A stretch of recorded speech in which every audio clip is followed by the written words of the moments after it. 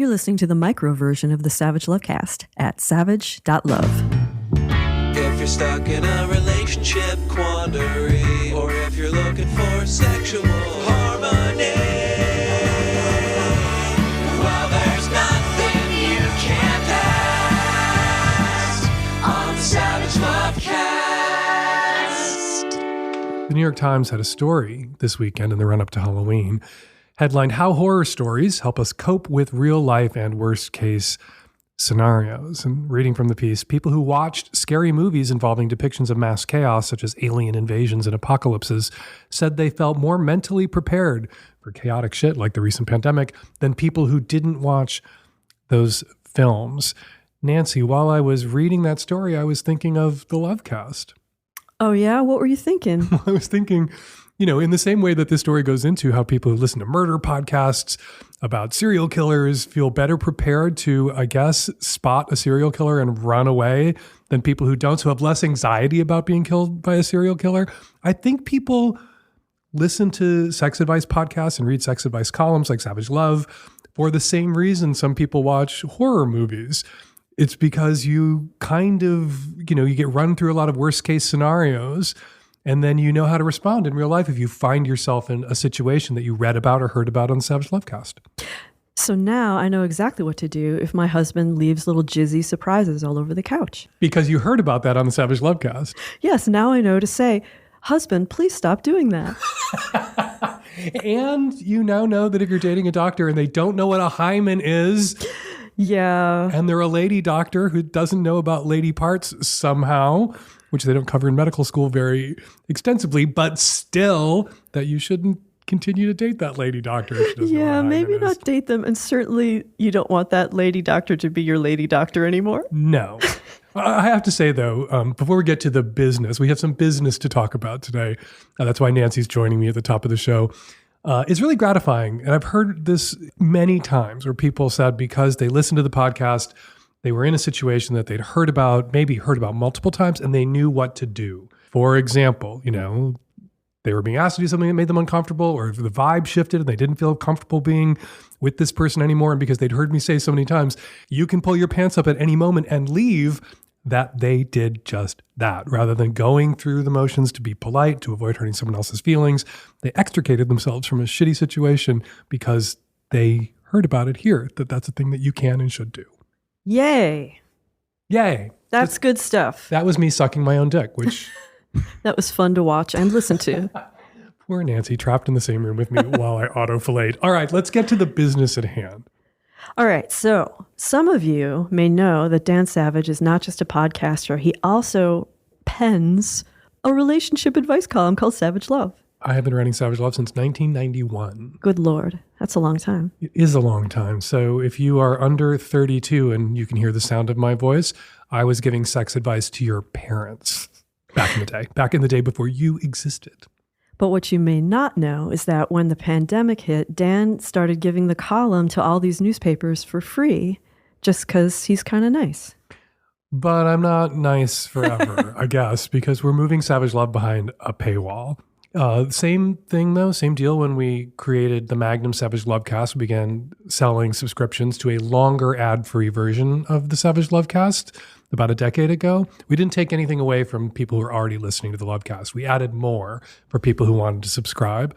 We're doing the same thing with the column, moving the column behind a paywall. There's still going to be a Savage Love that you can read for free, but there's going to be an extra long Savage Love with bonuses for people who are Magnum, Savage Love, and Savage Lovecast subscribers. And for all of you folks who are Magnum listeners, you'll get the whole column for free, just like it's just built into your Magnum subscription.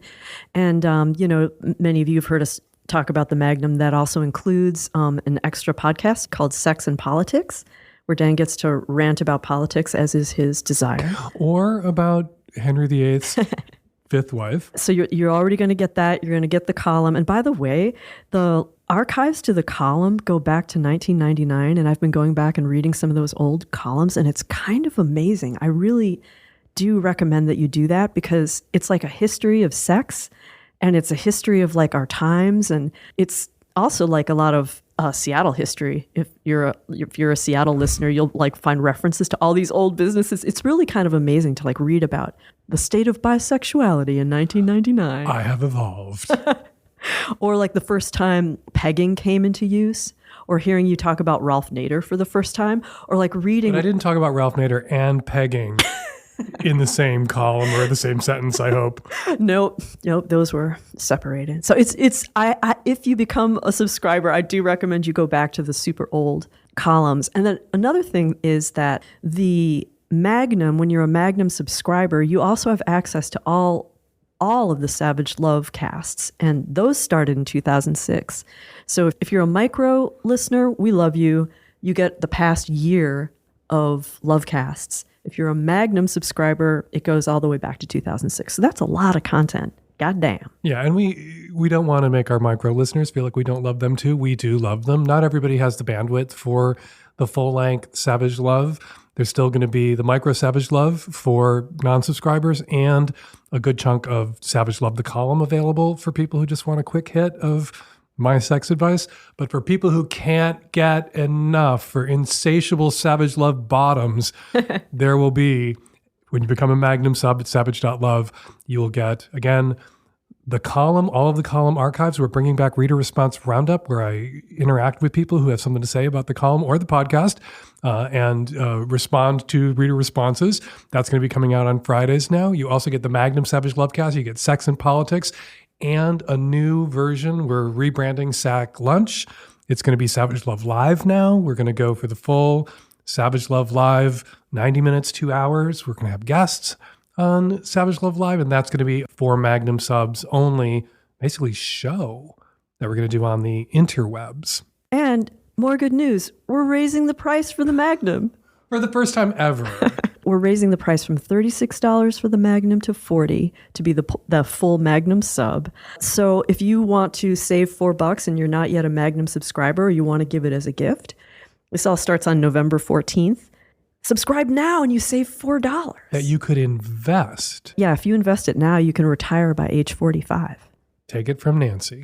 But anyway, you guys, no matter how you listen or read, we really appreciate you listening to the show and reading the column. Micro, Magnum, Mini, Maxi, we love you. Yeah, we're calling, it's always been the Micro Savage Love Cast with ads and the Magnum extra long without ads. So there's the Mini Savage Love, which is a good 800-word chunk of the column. And then there's the Maxi Savage Love, which is the entire column, all the archives, the reader response roundup, and the comment threads. That the comment threads are, you're going to be able to read them and participate in them and join what really has become a really interesting and fun community at savage.love in the comments threads if you're a Magnum sub. Okay, Nancy, I know that conversation made us both uncomfortable. That was super fun. Let's do it every week. Yeah, let's jack up the prices and change our relationship to newspapers and readers and listeners every 4 weeks just to keep people on their toes. Why should Twitter have all the fun? So what's on the Magnum this week, Dan? Well, coming up on today's show on the Micro Savage Lovecast, which is free for all, tons of listener Q, lots of host A, and on the Magnum Savage Lovecast that you can subscribe to at savage.love. Comedian Allison Goldberg, longtime co-host of Two Girls, One Podcast, and now the one and only host of the new live show and upcoming podcast, How to Break Up by Text, joins me to talk about, you'll never guess, how to break up by text. And don't forget, there's also Savage Love every week, the column. A man got the monkeypox vaccine in secret and now his wife can't sleep at night. What is he hiding besides having gotten the monkeypox shot, which he wasn't able to hide very successfully? Read my answer to that question and more, lots more, 30 years worth of answers at savage.love/savagelove. This episode is brought to you by Helix Sleep, the best mattress for your individualized comfort. Right now, my listeners get up to $200 off all mattress orders at helixsleep.com/savage. This episode of the Savage Lovecast is brought to you by Talkspace, online therapy that makes it easy to get extra mental health support. For $100 off your first month, go to Talkspace.com and use the offer code SAVAGE. Hey Dan, late 30s cis male from the Midwest. I have a question about my in-laws. Right before the pandemic in February 2020, in couples counseling, I expressed a desire to open up my marriage. And it's been a lot of work, but it's been successful. My wife and I are happily married, practicing ethical non-monogamy. In March-ish of 2021, my sister-in-law, through a conversation with my wife, found out about this, freaked out, told my in-laws. Ever since then, they have cut me out of the family and will not communicate with me. They will communicate with her.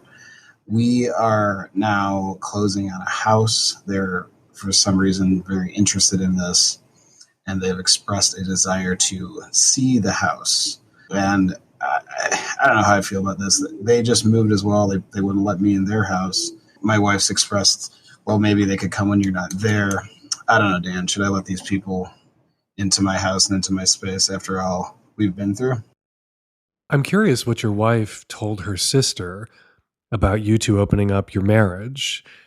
If your wife was poly under duress at first, but is now into it, is now happily poly, and that's a trajectory that a lot of people follow, it was somebody's idea. Usually people don't arrive at the idea of opening up their marriage at the exact same instant, but it was one partner's idea.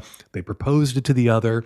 The other might have had a negative reaction, or it might have been something they needed counseling about. You say that this came up initially in couples counseling, and then, the person who was PUD at first comes around. And a lot of people are uncomfortable when I talk about poly under duress, as if there aren't millions of people, probably many more people out there who are monogamous under a certain kind of duress. I think there are many more MUDs than PUDs. But yeah, sex, negativity, shame, it's a thing. And I'm really curious how your wife framed your open relationship when she conversed with her sister about it.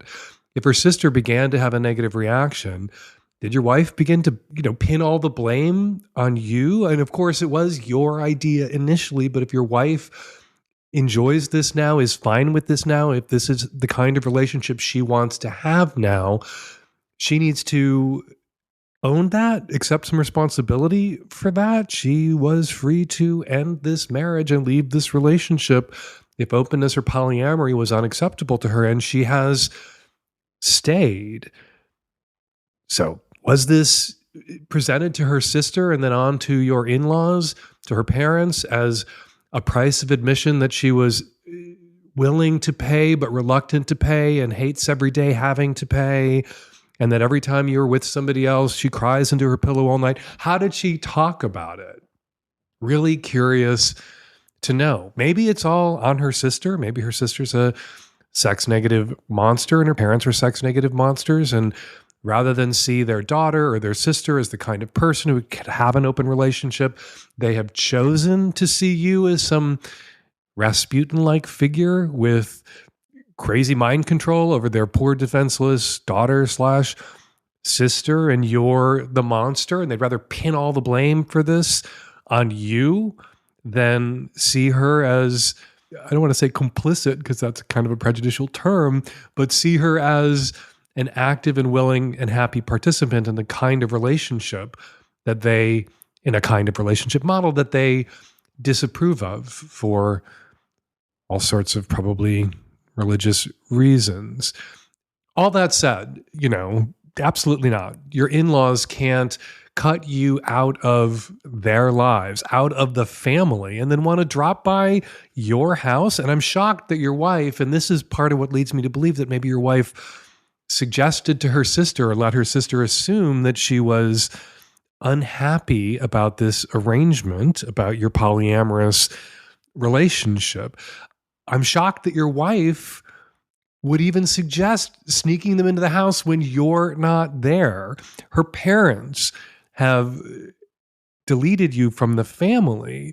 And what your wife is suggesting is that for an afternoon, she'd delete you from the house that you two bought together. So her parents, who will not be in the same room with the man that she is married to, and I can only assume professes to love, so she can sneak them into that house? Yeah, no fucking way. And your wife needs to, if she hasn't already, stand up to her parents, stand up to her sister, and come to your defense, advocate for you and the relationship that you two have. And maybe this is something you could discuss again with that same couples counselor you saw when you first raised the possibility of opening up the marriage and becoming a polyamorous couple.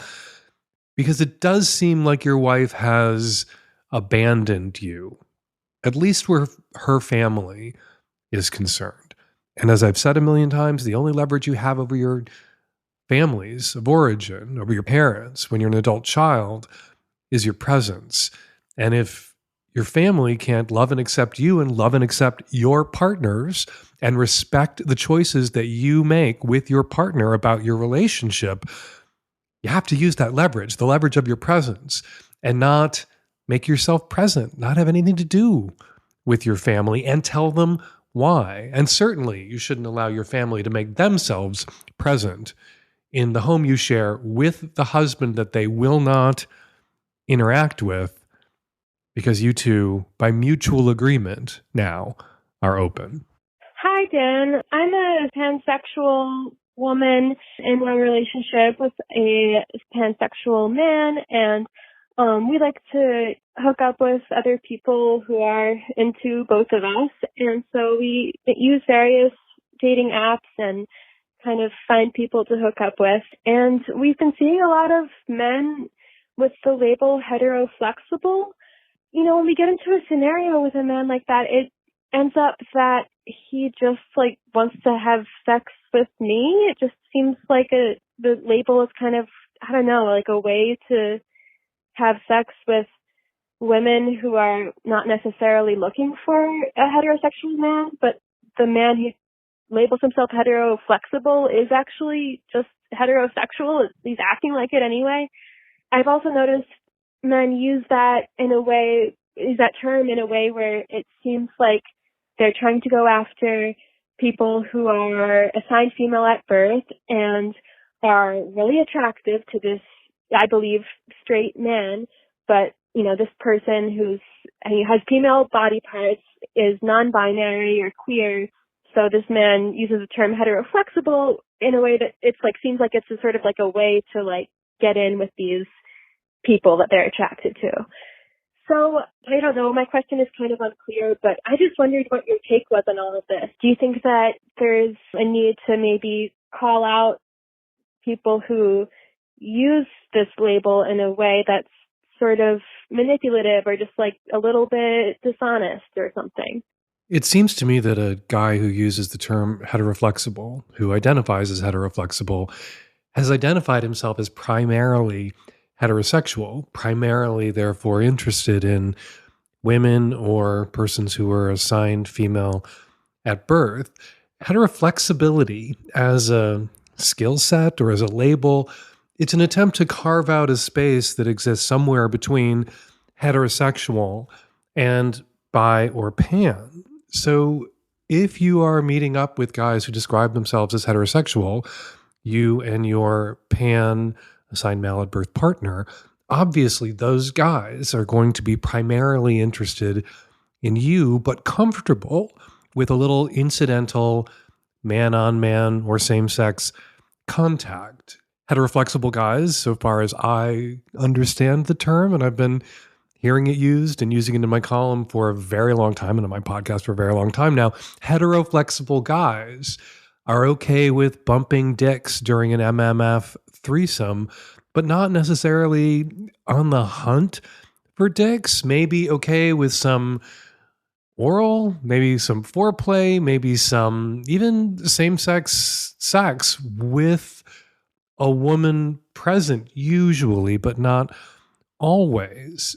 Seems to me it would be a kind of waste of time and effort for you to call out, or for me to call out, or for anyone to call out heteroflexible guys for being into what I think we should all assume and should be able to predict they would be into. Mostly heterosexual sex with a little squish, a little flex ability around the edges. If you've had bad experiences with heteroflexible guys, if you don't want to get with guys who aren't equally into you and your partner, well, then I think you should not hook up with guys who describe themselves as heteroflexible. You should be seeking out guys who describe themselves as pan or bi.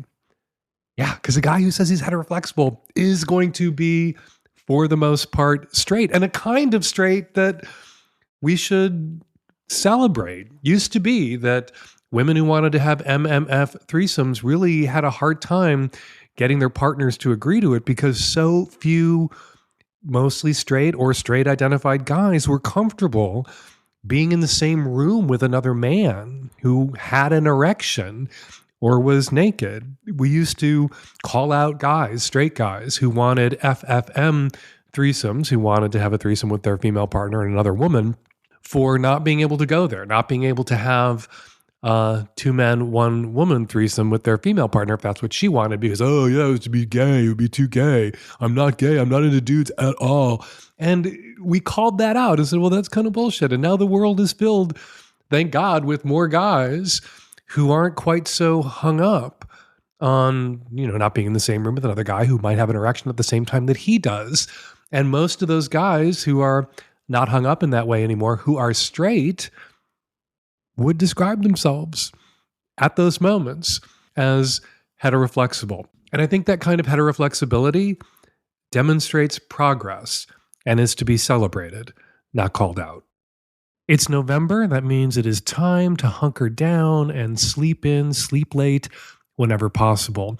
And doing that, hunkering down, sleeping in, is a real pleasure when you have a Helix mattress like we do. Helix Sleep is a premium mattress brand that provides tailored mattresses based on your unique sleep preferences. The Helix lineup offers 14 unique mattresses, including a collection of luxury models, a mattress for big and tall sleepers, and even a mattress made just for kids.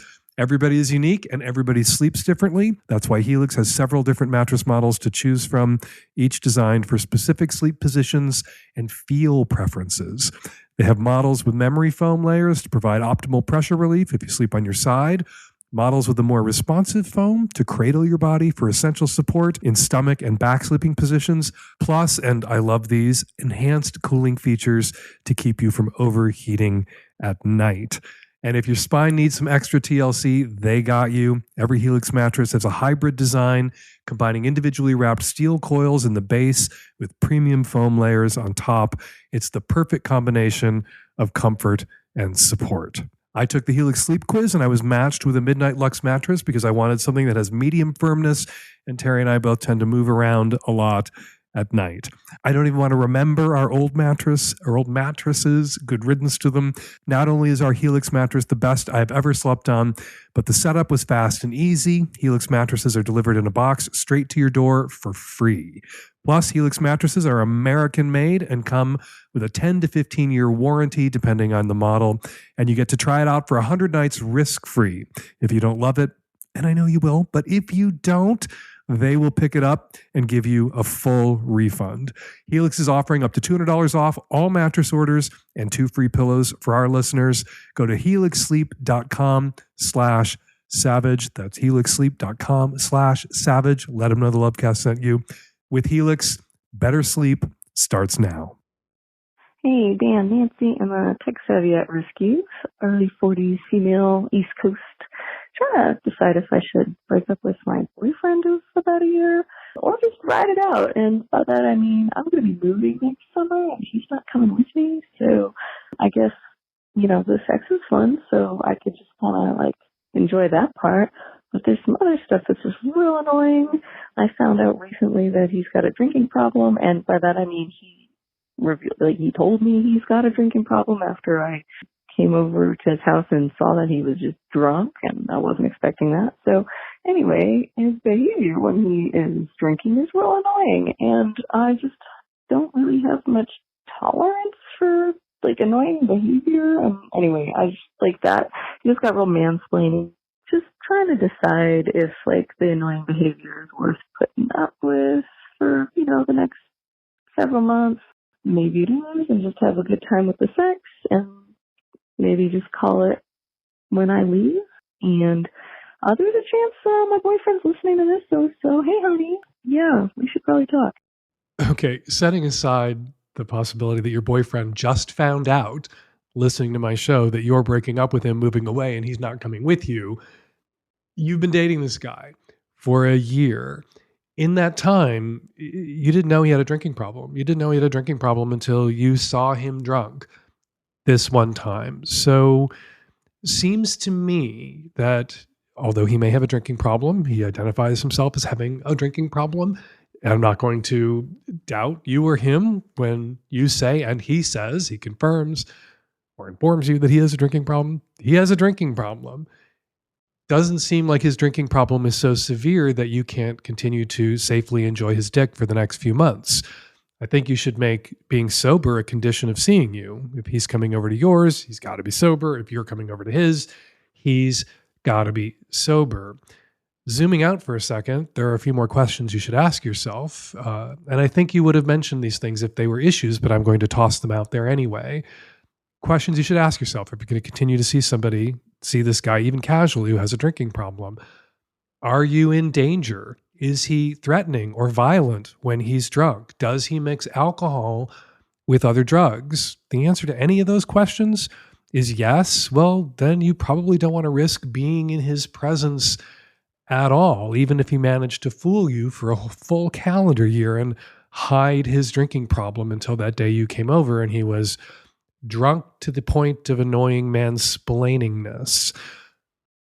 You will not be enabling him by continuing to see him for a few months on the condition that when he is with you, he is sober. Indeed, you may be, in a small way, incentivizing him getting or staying sober. It may be that confiding in you or admitting to you, because you were standing there while he was mansplainingly drunk, it may be that admitting to you that he has a drinking problem, being seen by you, seeing it in your eyes that you think the drinking is a problem too, may encourage him to go get the help that he needs. But that's not your question. Your question is whether or not he gets the help he needs in the next few months. Can you continue to fuck him because the sex is good?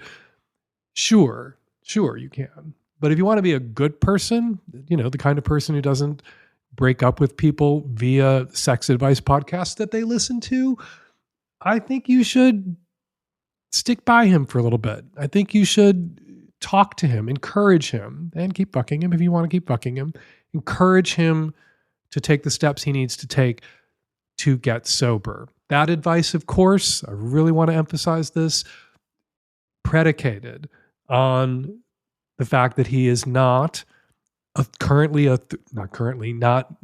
ever a threat to you physically. He's not violent when he's drunk, and he's not mixing alcohol with other drugs. Again, if any of those things are true, you shouldn't see him again or fuck him again. You should break up with him right now. This episode of the Savage Lovecast is brought to you by Talkspace.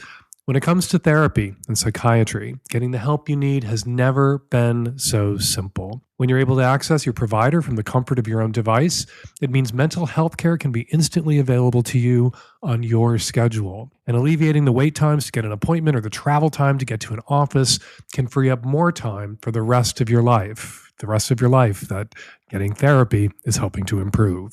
Talkspace is so convenient and so accessible, and it really helps to feel supported around the clock. Talkspace lets you send messages to your dedicated therapist in the Talkspace platform, which allows you to update them on the challenges and triumphs you're facing in real time, so you don't have to wait for your next session. With Talkspace, you set goals with your therapist, and they hold you accountable and make sure you're really progressing. Therapy can help shift your perspective. Therapy can give you the tools you need to cope in difficult times and be a guiding light. I recommend therapy wholeheartedly, and Talkspace is a great way to get connected with a great therapist quickly. As a listener of this podcast, you'll get $100 off your first month with Talkspace. To match with a licensed therapist today, don't put it off. Go to Talkspace.com. Make sure to use the code SAVAGE to get $100 off your first month and show your support for the Lovecast. That's SAVAGE at Talkspace.com. Hey, Dan. So I have a moral inquiry here. So I have this coworker. We have a really fun relationship. We joke around, and then sometimes it gets like flirtatious and even kind of like underlying sexual undertones. But she has a boyfriend, so I never thought anything of it. It's just a fun time. Anyways, we go out for drinks yesterday, me, her, and another coworker. We have a couple pictures, whatever. Then the other coworker leaves, so it's just me and the coworker in question. I'm like, all right, maybe, let's get going. She kind of like wants to stay and have another drink, and I'm like, okay, I'm into it. And then, it's just me and her. The conversation gets like increasingly like sexual, flirtatious. What's going on here? It's kind of like surreal. We leave the bar. I walk her to her car, say goodnight, go in for a hug, give her a kiss on the cheek. And then there's this moments where we're both looking at each other, and it's I don't know, I was and I just went in for a kiss. And I should have done it, and it's very out of character. She was oh, you can't do that. So, a joking, no thanks. And I was oh my God. It wasn't awkward or anything. At that point, it was just okay, haha. I was all right, see you next week or whatever. I don't know what to do now. How do I address this? I just talk to her and be hey, sorry, it won't happen again. Can we just act like it never happened? I don't know. What do I do? She didn't seem mad, or it wasn't weird. She even sent follow-up texts, even one where she made fun of me or something in a group chat. So it's it wasn't a weird or bad situation. And as soon as it was clear it wasn't a thing, I was was immediately okay. And anyways, I'm mortified. I couldn't sleep last night. I was just thinking about this. What do I do? And am I just a terrible person? Please help. It wasn't awkward or anything, but you're mortified. You can't sleep, and you're calling some fag with a podcast to ask if you're a terrible person. Sounds like it was kind of awkward to me. Look, I wasn't there, and I don't know. Maybe she is in a relationship. It's not an open relationship, and she's into you. And this flirtatious relationship that you have is something that she enjoys. She enjoys the attention. She enjoys the affirmation. It could also be possible that you're misreading her and that she is playing along, that you're being flirtatious with her and she's attempting to deflect or redirect, and you're not picking up on what might be coming from her, very subtle signals that she's not comfortable with this. It can sometimes be hard when you're into somebody and you want to flirt with them, and the flirting seems harmless to you because they're in a relationship and you know that they're in a relationship and you respect their relationship.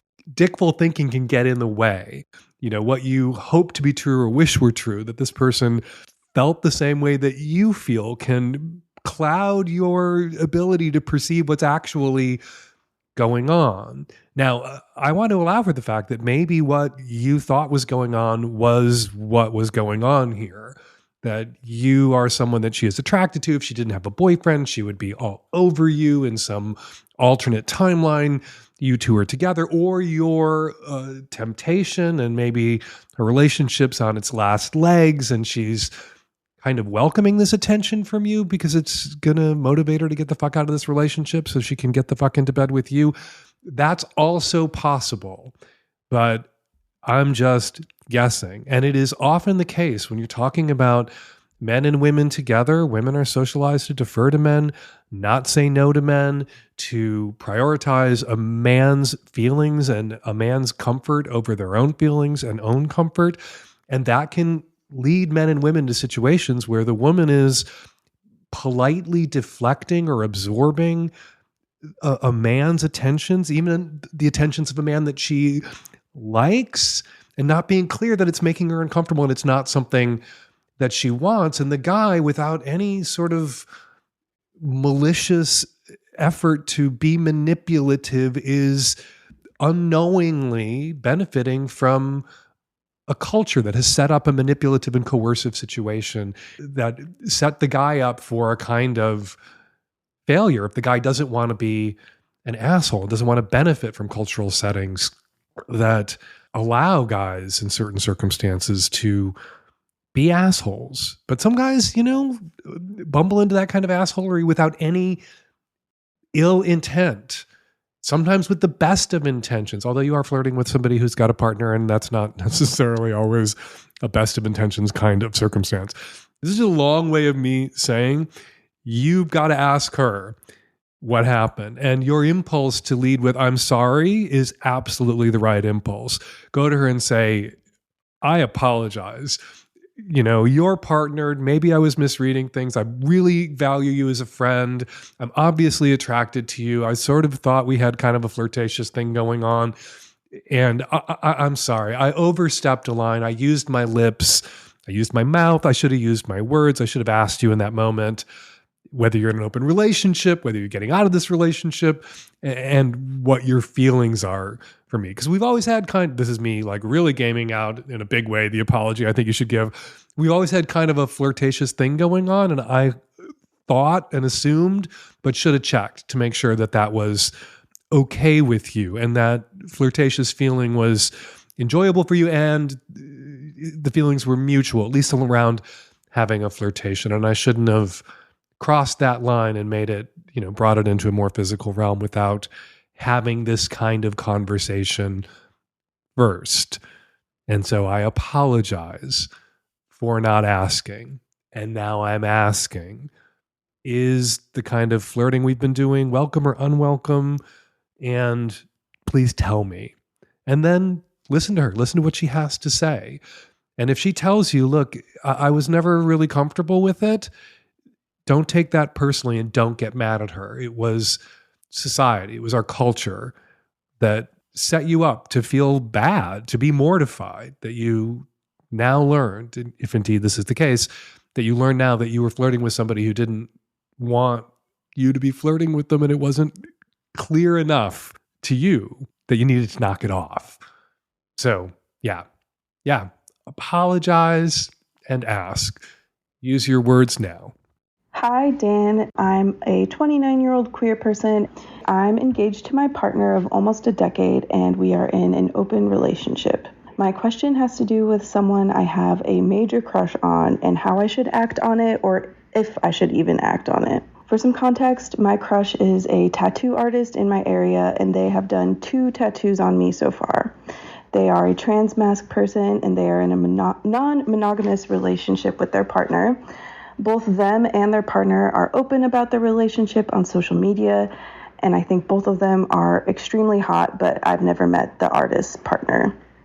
So my question is, should I let the artist know about my crush and see if there is potential for us to maybe hang out and hook up, maybe even with their partner, which I would totally be open to? And if so, how should I go about doing this? I really don't want to make them uncomfortable, as our relationship so far has been client to professional, and I really want to respect their work and their space.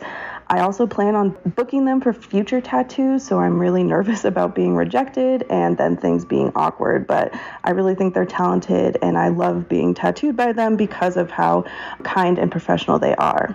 This is the first person I've been interested in since my fiance and I opened up our relationship, and I'm so nervous and uncertain about what to do. I think it says something about this day and age that I want to tell you to go ahead and hit on your tattoo artist. That I want to say something like, hey, if you can't hit on your tattoo artist, who the fuck can you hit on? But I hesitate to say either of those things because people are going to jump down my throat because it's not okay to hit on anybody anywhere anymore. And we don't want to live in a world where people are sexually harassed at work. And your tattoo artist, when they're working on you, when they're doing your tattoo, is at work. That said, your tattoo artist probably has an Instagram account. You say that you know what their partner looks like, and I am going to assume it's because you've seen their partner on their Instagram account. If their DMs are open, slide into their DMs some months before your next appointment so you're not going to see them in a day or two. And just say, hey, really love the work you've done on me. Looking forward to getting more done. Also wanted to let you know I'm in an open relationship and I've gleaned enough from you, from our conversations or from your Instagram to know that you are too. And if you were interested, I'm down. Always a good idea when you're going to hit on somebody outside of the space they've entered where they've basically said, go ahead and hit on me, like an online dating app or, the certain kinds of bars and clubs and environments where people are like welcoming, at least an approach. Always a good idea to, as I like to say, invite the no. Say to this person, hey, look, if you aren't interested, just tell me no, and it'll be awkward for 5 minutes next time we see each other, but I promise if the answer is no, I won't ask again, and I won't bring it up the next time you're working on me. And then take no for an answer if the answer is no, but if nobody ever asks, if nobody ever risks hitting on anybody, the answer is never going to be yes. And for all you know, the answer here could very well be yes.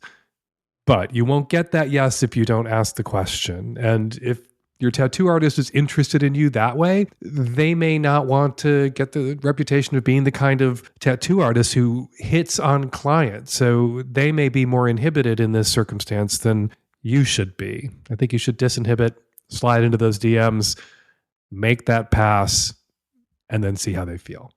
Hi, Dan. I'm a gay 30-year-old cis male, and I'm in a relationship with someone who's in their 50s. He is an amazing partner, and I couldn't ask for a better man to be with. But there's a portion of me that feels not so sexually satisfied. It's nothing about him. Everything is great. The sex is amazing, but I sort of do miss playing with other people.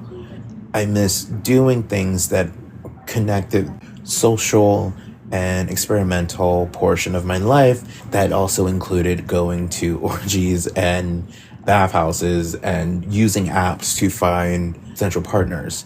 I've told this to my partner. I've chatted and we've had a conversation, and he's all for it. He's 100% about it, but does not want to use apps, does not want to go to the bathhouse. If we would ever have a three-way, he wants it to be organic. He wants the two of us to go to a bar, have a few drinks, chat up with someone, probably flirty, whatever, and we're all drunk, and we get home. It's a sloppy, drunk sex fest, which probably won't even happen. I mean, come on. We rarely go out. We are almost home all the time. We're fucking slobs. Like, I miss all of that. I miss going to the bathhouses and everything that I've explained. He doesn't want to do anything like that. And I feel horrible that I want to do this. I feel horrible that I'm even sending this voicemail to you to tell you of my situation, of my frustration with my partner, and also my frustration not being sexually satisfied. I don't want to do anything behind his back, nor do I want to give him some sort of selfish ultimatum. But is there anything that I can do to try to get him interested? Oh, yes. The yes. The getting the yes from the partner that's really a no. The yes that comes with conditions attached that makes whatever it is that you've asked for permission to do most likely impossible. You know, when you tell your partner you want to do X, you want to have a three-way, you want to go to an orgy, go to a bathhouse, have some crazy fun sexual adventures with them, and they're like, oh yeah, of course, we can totally do that. When all of these planets align, and you know, they list up the names of the planets, and these are planets that will never align. You guys don't go out. If you did go out, you're not going to go out one night, you know, scrape it together to clean the house and get yourselves out of the house, off the couch, out of the house, into a bar.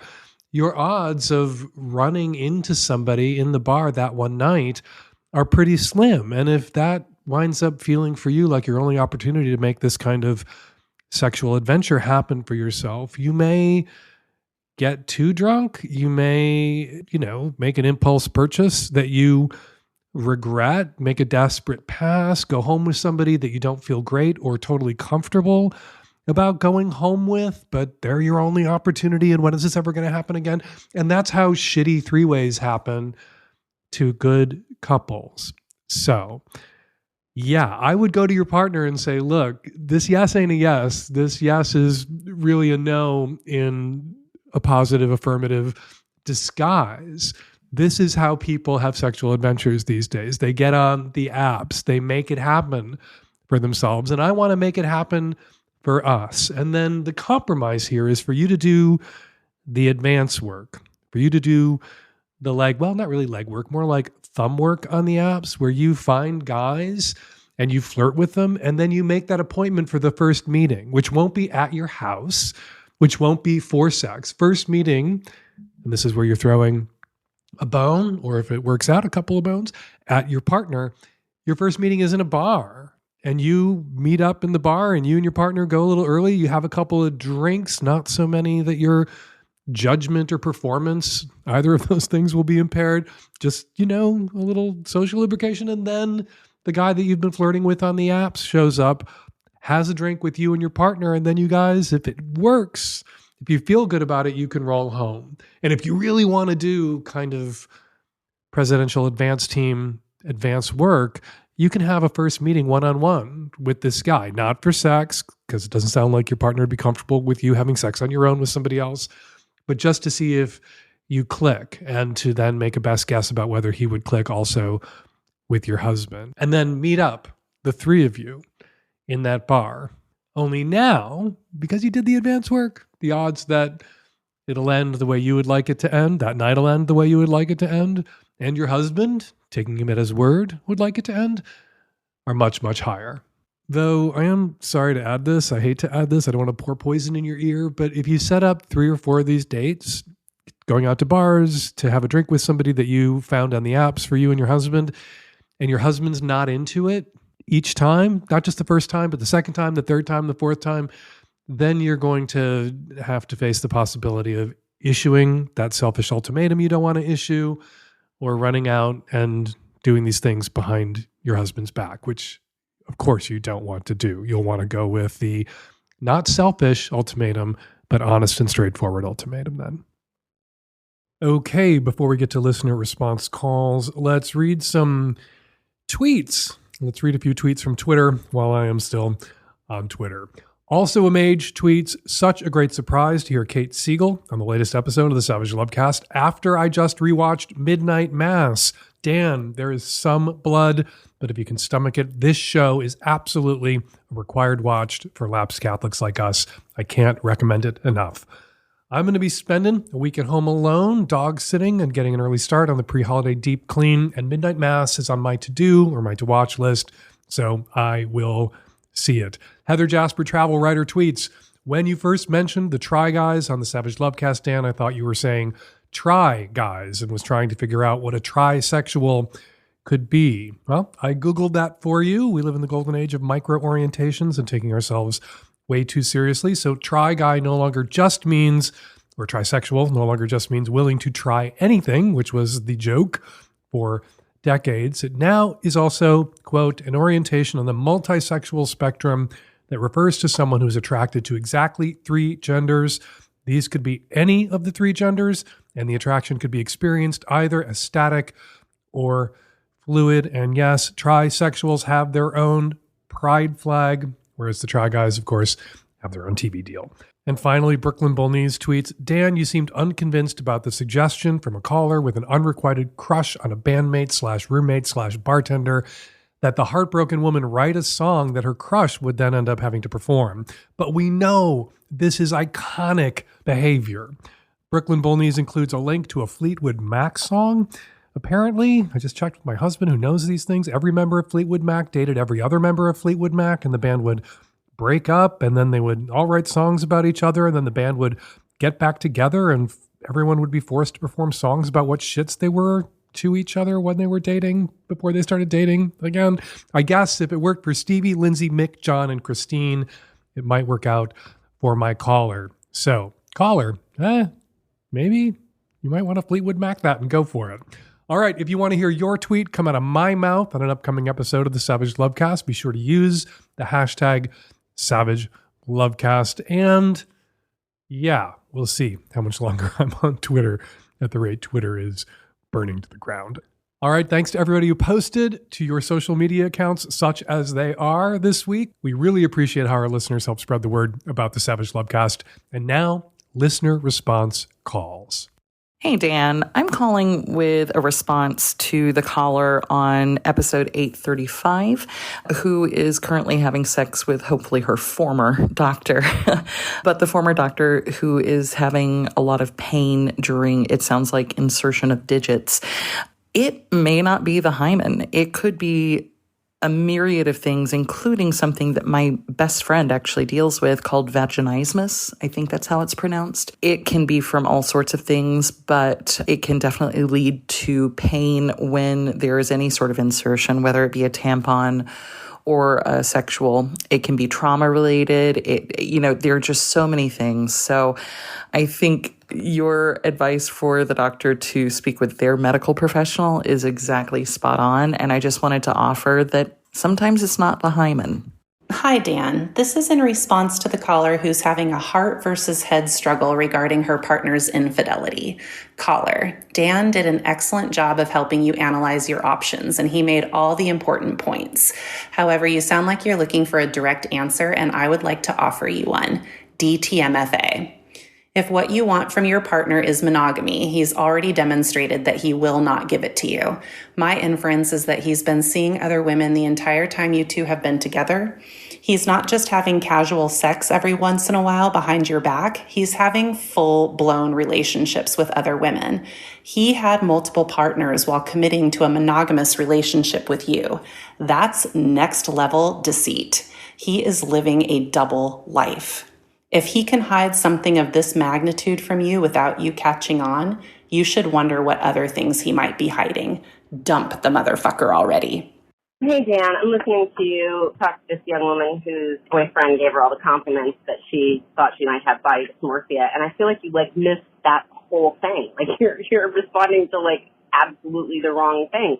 She doesn't need a boyfriend who compliments her. No one needs that. They need therapy so she can figure out why the hell she doesn't love herself properly and why she needs constant reassurances. That will drive anyone away. So I would say get these two with really good therapy, but you got to do the work. And not doing the work just makes you a soppy mess of annoying. So, yeah, no. And we're going to leave it right there is where we are going to leave it. Got a question for next week's Savage Lovecast or something to say about something I said on this week's Savage Lovecast? Use the voice memo app on your phone to record your question or your comment and email it to us at voicemail@savagelovecast.com, or you can call us at 206-302-2064. The deadline for submitting your film to the Hump 2023 Film Festival is coming right up, December 9th of 2022. We need to have your film in the building for the convening of the Hump jury. All the details, all the info you need at humpfilmfest.com/submit. There's no fee to enter Hump. You don't have to pay us to look at your film and think about putting it in our film festival. And if your film gets into our film festival, every filmmaker gets a percentage of every ticket sold, so we will pay you for your movie. Be sure to check out the new savage.love, and the holidays are coming, and we have beautiful Savage Lovecast t-shirts, GGG, and Puck Purse mugs for sale at savage.love/shop. A mug or a t-shirt, or a mug and a t-shirt paired with a Magnum subscription to the Savage Lovecast. Pretty great gift for the Savage Lovecast fan on your list.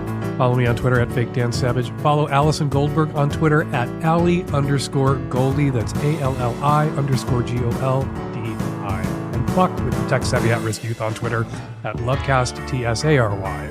The Savage Lovecast is produced every week by Nancy Hartunian, and me and the Tech Savvy At-Risk Youth and Nancy, we will all be back at you with another installment of the Savage Lovecast. Thank you for downloading.